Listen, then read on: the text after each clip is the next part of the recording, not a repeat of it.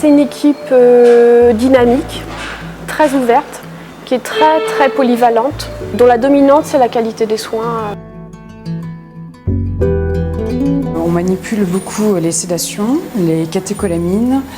On évalue heure par heure, si c'est pas minute par minute, les réactions que peut avoir le patient. Et du coup, c'est une surveillance permanente du patient. Une infirmière ou une aide-soignante en réanimation doit savoir surveiller son patient. Beaucoup de dialyse à broncher et on s'adapte parce qu'on a différentes machines dans le service. Les patients sont très instables dans le service avec des soins techniques très pointus en termes de dialyse, d'ECMO. Beaucoup de départs au bloc opératoire avec des retours. On participe beaucoup à l'aide des soins invasifs pour les médecins. En fait, on prépare les rampes, le matériel nécessaire à la pose des cathéters. On encourage énormément l'équipe infirmière et aide-soignante à parler aux patients parce qu'on ne peut pas mesurer le degré d'écoute du patient même s'il est endormi. Je parle toujours à mes patients. Je pars du principe qu'ils nous entendent toujours, que chaque soin qu'on peut faire, ça peut être un traumatisme pour le patient et la moindre sensation qu'il a, c'est de l'aider à analyser ce qu'il peut ressentir en fait et donc de prévenir dans tous nos soins, tous les actes qu'on peut faire. Pour moi, c'est très important de le prévenir en fait. On voit au niveau de la tension ou de la respiration que des fois ils réagissent à ce qu'on dit. Se présenter, quel jour on est, quel temps il fait, je vais vous faire une piqûre, je vais vous faire des petits soins, faire un soin de bouche, tout ce qu'on fait en fait, on le dit aux patients. Et puis il y a l'accompagnement de la famille tout au long de l'hospitalisation. Elles vont accompagner les familles au chevet des patients parce que c'est un environnement extrêmement stressant, que le patient, lui, va être techniqué, entouré de machines. On explique tous les dispositifs, les appareillages, le respirateur, les scopes, les sonnettes. C'est là qu'elles vont faire en sorte que la famille recrée du lien avec le patient par le biais, par exemple, du toucher. On doit progressivement amener la famille à se détacher des machines pour garder le lien avec leurs proches. On travaille en collaboration avec les infirmières en permanence. On parle beaucoup. L'équipe médicale et paramédicale est très soudée, ils fonctionnent vraiment ensemble 24 heures sur 24. On communique beaucoup avec les médecins.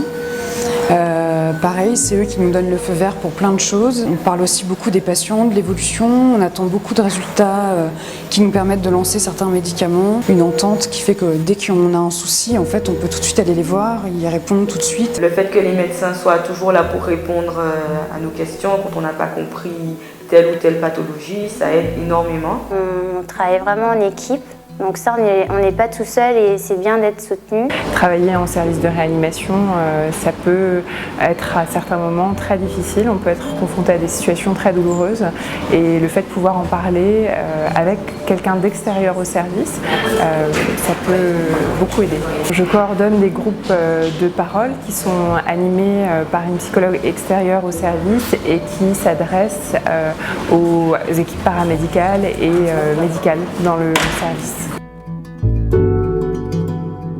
On travaille avec une aide-soignante en binôme, on tourne sur 2 malades la journée. Parce que les aides-soignants, c'est vraiment aussi très important. Ils sont capables de nous informer de l'état du patient très rapidement. Et puis, il y a aussi, ils ont un rôle indispensable en ce qui concerne le bien-être du patient, l'installation, la toilette. Les soins de nursing font partie intégrante des soins en réanimation et de la prise en charge globale du patient.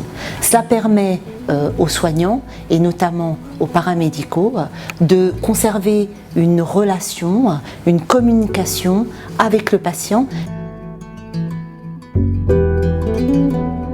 Le dossier médical informatisé est un gage de sécurité pour les infirmières. Le recueil minute par minute des paramètres vitaux et les prescriptions médicales sécurisées permettent aux infirmières de se consacrer pleinement aux soins prodigués aux patients.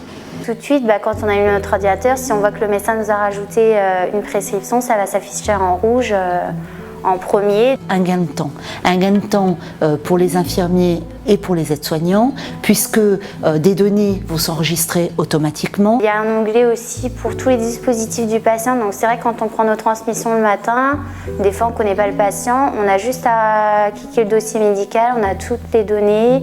Au niveau des dispositifs invasifs, on sait ce qu'il a. Les aides-soignantes, elles peuvent voir comment est nourri le patient, s'il peut manger, boire. En réanimation, nous avons et le dossier de soins informatisés, mais également une armoire sécurisée de pharmacie qui va nous permettre une bonne gestion en tout cas des médicaments et de pouvoir gérer nos stocks. Nous organisons tout au long de l'année des formations pour le personnel paramédical, dans le but de les perfectionner un maximum. C'est vrai qu'on a souvent des nouvelles machines, tout ça, donc on a des formations en continu. Lorsqu'une infirmière ou une aide-soignante arrive dans le service, elle est accueillie par une des cadres du service. Et ensuite, elle est dirigée vers une infirmière qui a beaucoup d'expérience et qui va la former pendant 1 mois. Et l'intérêt, c'est d'acquérir un maximum d'expérience, de connaissances techniques, relationnelles, humaines. La nouvelle infirmière ou le nouvel infirmier qui arrive dans le service n'est jamais seul. Les collègues sont toujours disponibles pour répondre aux questions, que ce soit en termes de prise en charge médicamenteuse ou dans les soins purement techniques, la dialyse, l'ECMO. Et puis l'équipe d'encadrement a aussi une expérience de réanimation. Donc on est tout à fait accessible s'il y a besoin. Elles ont un besoin d'apprendre, de se former, vraiment d'améliorer ou d'acquérir des compétences supplémentaires. Nous travaillons en 12 heures et nous faisons en général 2 mois de jour, puis 2 mois de nuit. Dans le service, on a chacun 2 jours, on a 2 patients en binôme avec une aide-soignante qui, elle, va être détachée sur 3 voire 4 patients. Donc en fait, on s'adapte avec l'aide-soignant pour se retrouver à des moments importants comme le nursing ou les petits soins du patient. Et de nuit, on va avoir 4 patients en charge en binôme avec une aide-soignante. La nuit, c'est plus calme, l'équipe est plus détendue. Il y a moins de pansements, les traitements sont déjà lancés, donc en fait c'est la continuité des soins. Il y a moins de monde la nuit, il y a moins de médecins, donc effectivement on va être plus concentré sur les patients. Les traitements étant déjà mis en route, en fait c'est la continuité des soins et du coup on peut vraiment voir les malades, prendre un peu plus de temps avec eux. Ce sont des équipes qui sont très motivées, qui sont très dynamiques également. Les infirmières, les aides-soignantes, les cadres sont au cœur de l'activité de réanimation. Elles assurent 24 heures sur 24 la présence auprès des malades. Elles entretiennent le corps, elles communiquent avec les familles, donnent des informations, administrent les traitements prescrits par les médecins. La bonne entente, la communication entre médecins et infirmières est essentielle à l'excellence des soins prodigués aux malades.